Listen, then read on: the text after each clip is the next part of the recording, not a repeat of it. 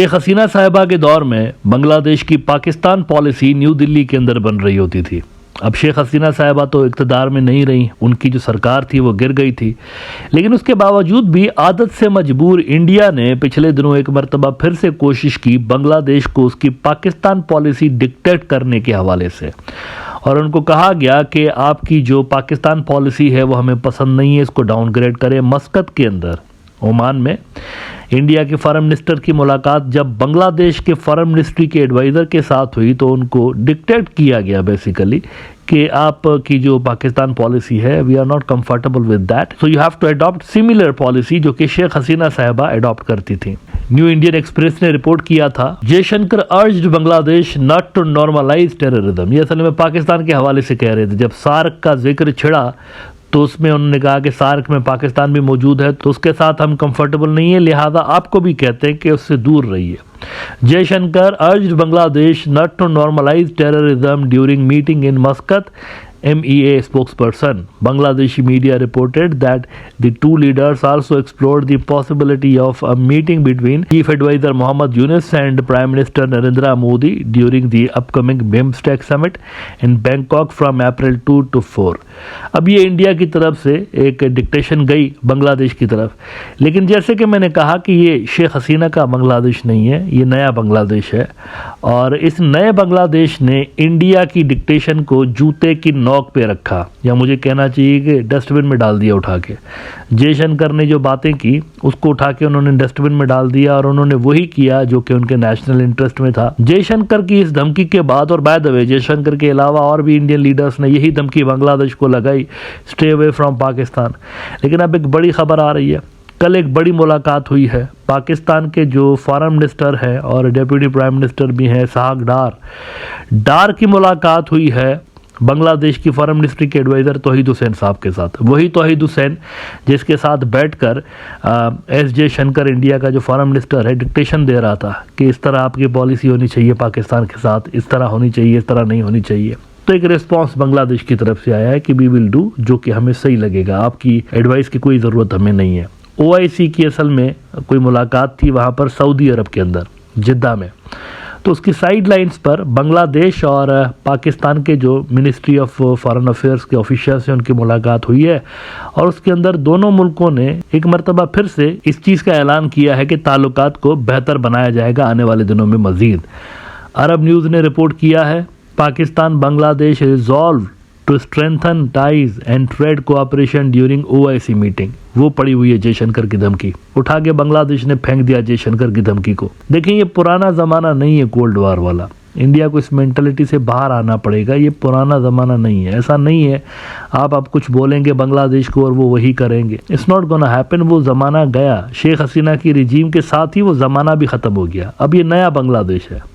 The governments of Pakistan and Bangladesh this week expressed satisfaction at the upward trajectory of ties between the two nations, resolving to enhance bilateral cooperation in trade and other sectors during a meeting between their senior officials, state-run media reported.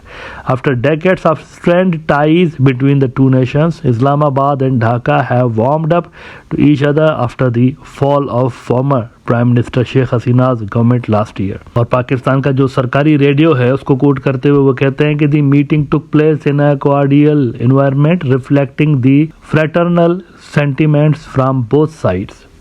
तो ये एक बड़ी interesting development हुई है कि despite the fact कि India Bangladesh को धमकियां लगाता रहा कि पाकिस्तान के साथ अपने ताल्लुकात को डाउनग्रेड करें, लेकिन ऐसा हुआ नहीं है।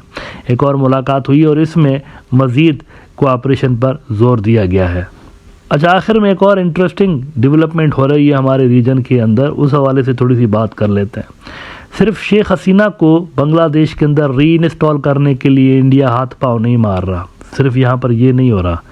एक और भी मुल्क है जहाँ पर रिजीम चेंज करने के हवाले से इंडिया की जो सरकारी पार्टी है BJP, वो बड़ी ज़ोर व शोर के साथ कोशिशें कर रही है।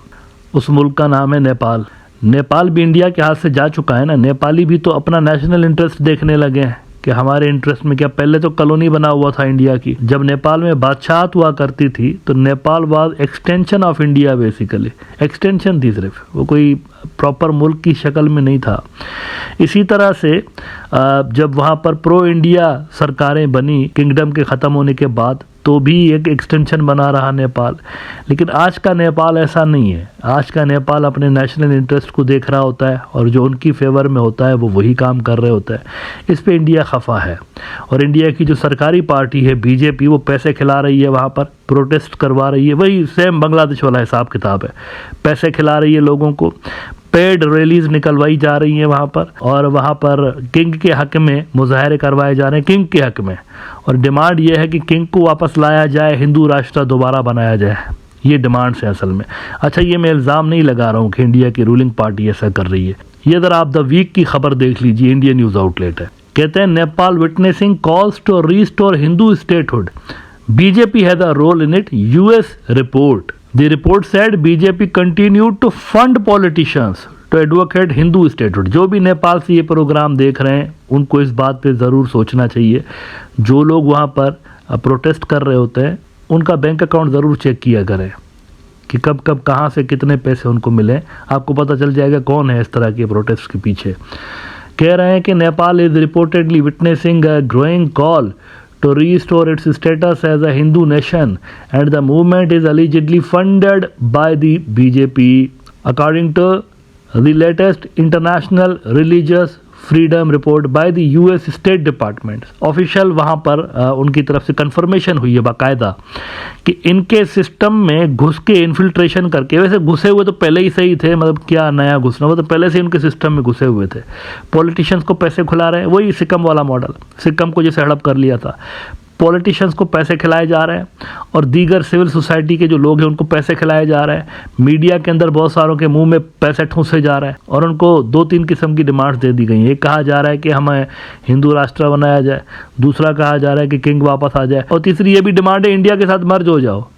इस तरह की भी demand, would you believe that? वही सिक्किम का रीमेक यहाँ पर, सेम एक ही तरह की स्ट्रेटजी। आजकल भी प्रोटेस्ट वहाँ पर करवाए जा रहे हैं पैसे देके।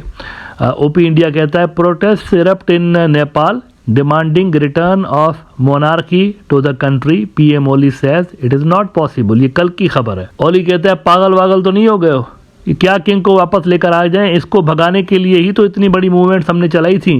कहता है prime minister Oli, who is also chairman of the Communist Party of Nepal, Unified Marxist Leninist, has been facing criticism from people for the alleged corruption of the government and its failure to fulfill the promises of improving the economy and infrastructure of the country.